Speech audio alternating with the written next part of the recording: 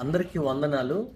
క్రీస్తు అనే బండ మీద ప్రతి ఒక్కరూ అదే విధముగా సంఘము కట్టబడాలని వాక్యము తెలియజేస్తూ ఉంది.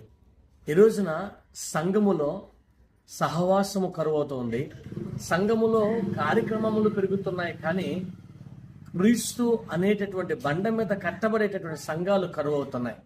ఈ రోజున వాక్యానుసారంగా వాక్యపు విలువలను ఎరిగి, వాక్యము యొక్క ఆజ్ఞలు గుర్తెరిగి, వాక్యానుసారంగా ప్రతి ఒక్క సంఘము కట్టబడాలి, ప్రతి చిన్న విషయంలో ఆశీర్వాదకరంగా మారాలి అని బైబిల్ గ్రంథం ప్రకారంగా మనము నడిపించబద్దులమై ఉన్నాం.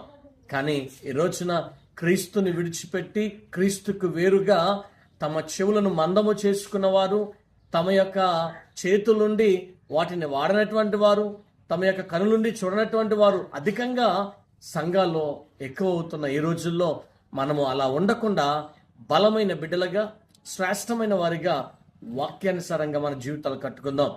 అతి కృప దేవుడు మనందరికీ అనుగ్రహించునుగాక. ఆమేన్.